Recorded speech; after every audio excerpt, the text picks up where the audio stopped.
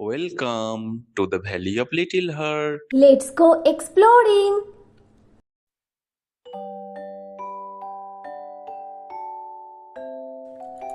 পাহাড়ের ওপর ছবির মতো সুন্দর এক রাজপ্রাসাদ, আর সেই রাজপ্রাসাদে থাকেন দোর্দণ্ড প্রতাপ এক রাজা। রাজা এমনিতে খুব ভালো, কিন্তু রেগে গেলে কাণ্ডজ্ঞান থাকে না। তো সেই রাজপ্রাসাদের মধ্যে ছিল বেশ বড় একটা ফলের বাগান। পৃথিবীর প্রায় সব ফল পাওয়া যেত সেখানে। দুপুরের খাওয়ার পর কোনো না কোনো এক ধরনের ফল রাজার চাইই চাই। বাগানের প্রধান মালি তাই প্রত্যেক দিন কোনো এক রকমের ফল রাজার জন্য নিয়ে যেত। সেদিন মালি বাগানে ঢুকে ভাবল, আজ রাজামশাইয়ের জন্য কোন ফল নিয়ে যাব? তরমুজ? তখনই মালির চোখ গেল চেরি গাছের দিকে। আরে, চেরিগুলো তো খুব সুন্দর হয়েছে, আজ তবে চেরি নিয়ে যাব।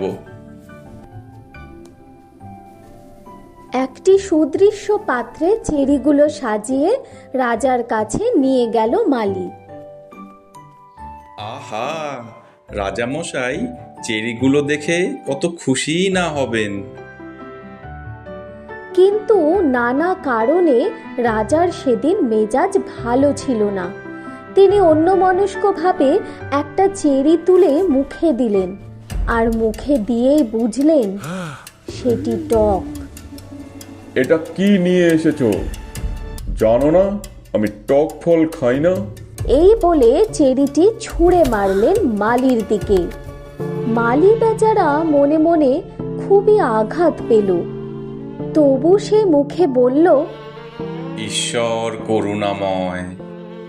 এই কথা শুনে রাজা ভারী অবাক হয়ে প্রশ্ন করলেন, আমি তোমাকে আঘাত করলাম আর তুমি বলছো ঈশ্বর করুণাময়? এর মধ্যে তুমি ঈশ্বরের করুণা কিভাবে খুঁজে পেলে?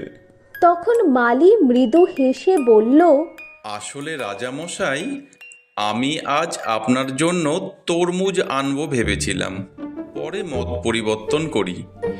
যদি সত্যি চেরির বদলে তরমুজ আনতাম, তাহলে এতক্ষণে আমার কি দশা হতো ভাবুন তো। এই কথা শুনে রাজাও হেসে ফেললেন এবং নিজের ব্যবহারের জন্য মালির কাছে ক্ষমা চেয়ে নিলেন।